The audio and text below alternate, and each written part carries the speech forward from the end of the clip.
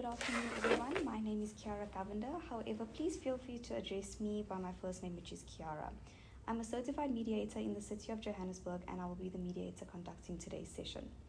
Before we begin, I would just like to thank both of you for being here today and honoring both the time and place of today's sessions, which is being held on the 23rd of October 2023 in Sandton, north of Johannesburg at 1 o'clock. Okay. So with having formally introduced myself, I would like to ask that you please state both your name and surname, as well as how you wish to be addressed in today's mediation session. John Veet. You can just call me by my first name, John. My name is Priska Melvich. You can just call me by my first name, Priska. Okay. In today's session, I will ask that we please adhere to the following rules, which are as follows. No shouting, no getting aggressive, no swearing, and compliance from both of the parties. As the mediator, my role is to not give you any solutions, not to tell you what to do, and not to make any decisions on your behalf, but to rather ask questions and assist both of you in a compromise, as I understand that the situation has been challenging, and I do appreciate your willingness to engage in this mediation process in order to work towards a situation that is in the best interest of your children. The purpose of today's session is to facilitate a productive discussion and help you both find common ground to address the issues that have been arisen as a result of your divorce. We recognize the importance of maintaining a stable and supportive environment for Melvin and Calvin during this very difficult time. So both of you have expressed concerns relating to the care and well-being of your children, and we are here to address those concerns and reach a resolution. It is important to acknowledge that despite the acrimonious nature of your divorce, your roles as parents remain crucial in the lives of your sons. Okay, so as we proceed, I would like to emphasize the following. Our goal is to create a parenting plan that considers the best interest of Melvin and Calvin. We will also work on addressing the high conflict dynamics and strive for respectful communication. We will discuss allegations of alcohol abuse and its potential impact on the children. We'll also talk about Calvin's medical conditions as well as what he needs and how they need to be met. The financial assets accumulated during the marriage will also be considered in the context of child support as well as their future well-being. So please remember that this mediation session is a safe space where both of you can express your concerns and opinions. I will ensure that the discussion remains focused on finding a solution that benefits both of your children and ideally minimizes future conflict. So before we proceed, I would like to invite each of you to share your thoughts, concerns, and visions for the children's future. Mr. Beats, would you like to start? This entire situation feels like a never-ending nightmare. Priska has unfairly limited my contact with our children since our separation, based on allegations of alcohol, abuse, and infidelity that I believe are exaggerated. I am a dedicated father, and I want to be part of my children's lives. It's heartbreaking to be kept away from them. Okay. Thank you, Mr. Beats. Ms. Malvert? I am deeply worried about our children's safety, particularly with Calvin's complex medical conditions. John's history of alcohol abuse poses a significant risk, and I believe that his contact with the children should be supervised. The high conflict dynamics between us have made it difficult to co-parent effectively, and it is taking a toll on the children's well-being. Thank you, Mrs. Malvert. Now let's begin with the mediation session, beginning with the issue of the high conflict dynamic in particular. So it is very evident that there have been challenges in your communication and interactions. High conflict dynamics can be particularly detrimental to the well-being of your children. So to move forward effectively, I encourage you to remain open to a child-centered approach and to express your concerns and feelings without blaming or accusing each other. Please share any thoughts that you have on how you believe that this can be achieved. I agree that we need to put the kids first. It's just that sometimes things get so heated that it's so hard to keep it cool. But I understand that our behavior is starting to affect our boys, and I'm committed to working on it. I appreciate that, and I do agree. It is tough, but we both need to find a way to communicate without hostility. Our children deserve that, we both do. Hey, at least we both agree on something. We may not get along, but the interest of our children is what's best. Okay, thank you both for sharing your thoughts. It is essential to establish a respectful and collaborative co-parenting relationship for the sake of your children. So we will continue working on this throughout the mediation session. So let us now speak of what may be considered a sensitive topic, which is John's alcohol abuse allegations. The allegations of alcohol abuse are a serious concern, particularly regarding the safety of your children.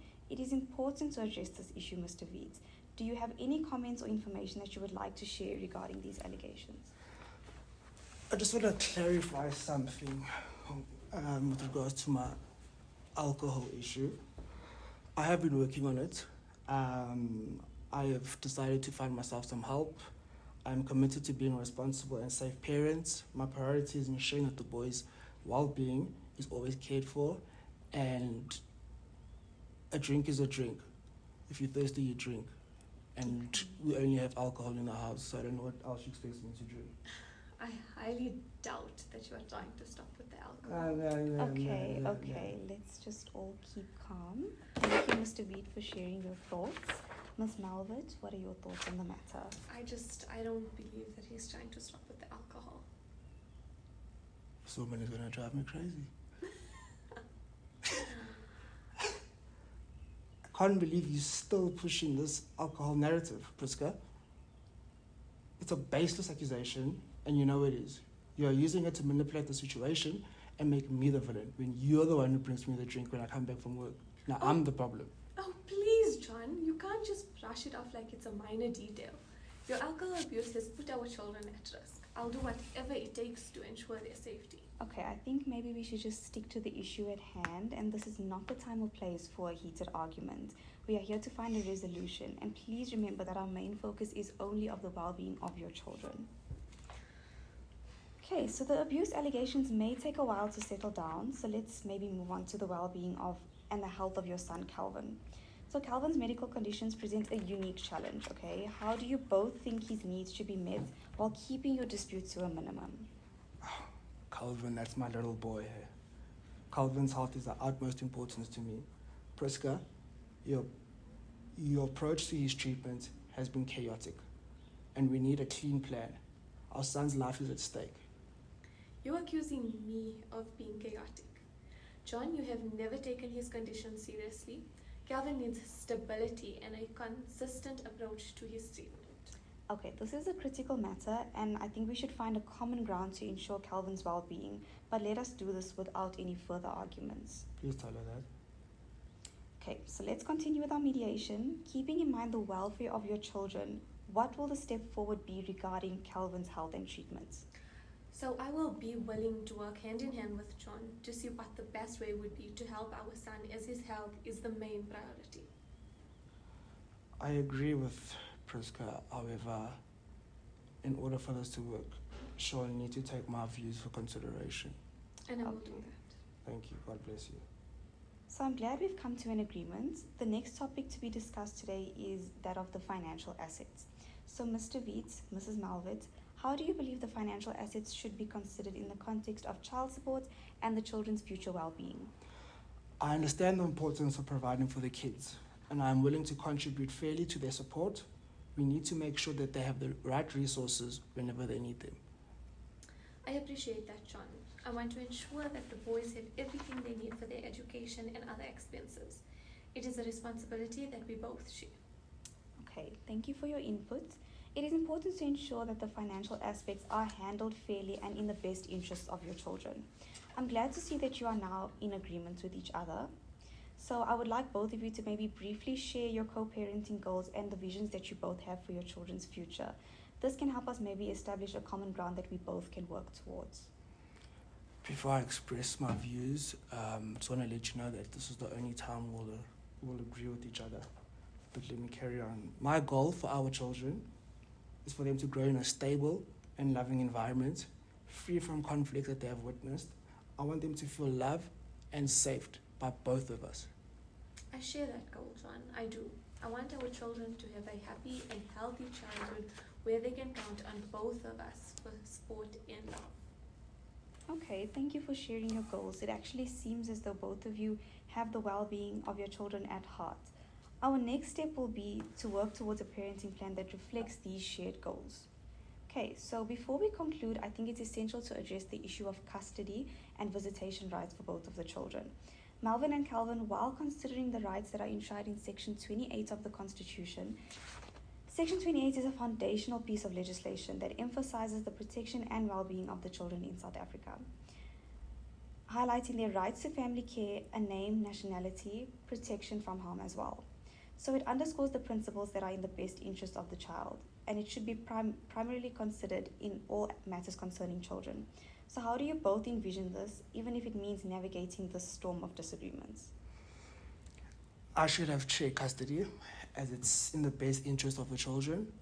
I am their father. They deserve to have both parents actively involved in their lives. Priska's attempt to cut me out their lives is a violation of their constitutional right, and I will not sit back and watch her drag my kids into this mess and just leave me by myself. John, your history of alcohol abuse is a significant concern for the children's safety. I believe that supervised visitation is the only way to protect them from the potential harm that you might bring into their lives. Our primary duty is to safeguard their well-being, as you mentioned in Section 28 of the Constitution. Section 28 of the Constitution highlights the paramount importance of safeguarding the rights and well-being of children, as I have just stated. So while this is a complex situation, we must find a way to ensure that the children's rights are upheld and their best interests are protected as it stipulates in the Constitution. So custody and visitation arrangements must be prioritizing the children's rights and their best interests. We need to find common ground to ensure that they both have access to both parents while both ensuring their safety and well-being. I strongly suggest that John has supervised visits with the children, as it has been proven that his alcohol abuse is a bit out of control, and until he gets it under control, your visits should be supervised. I agree with that. I would not want my children not knowing their father at all. And I believe that supervised visits are much better than no visits at all. Thank you, Priska. I truly, truly do appreciate that. Although I can hear the sarcasm in your voice, but it's fine. Okay, so I do appreciate your willingness to participate in this mediation session and to express both of your thoughts and concerns. So we have made some progress today in addressing the key issues of your situation. So our next step will be involving drafting a comprehensive settlement agreement. So this will cover issues and reflect your goals as well. So this agreement will be focused on the best interests of your children and will aim to minimize future conflicts between the both of you. So please keep in mind that this mediation session is an ongoing process and we may need to hold additional sessions to work through these complex issues thoroughly. So we will work together to create a solid foundation for your children's future. In the meantime, I encourage you both to please consider what we have discussed today and how it aligns with the best interests of your children. If you have any additional thoughts or concerns after the session, please feel free to communicate to me. Thank you once again for participating today. I understand that this is a process that is challenging, but your commitment to finding a solution is commendable. We will continue to work together to ensure the well-being of both Melvin and Calvin. So the session is now concluded and I look forward to our future mediation sessions. So please do not hesitate to reach out to me if you have any concerns or questions. Thank you. Thank you so much. Thank you very much. I hope I never see you again. Okay, let us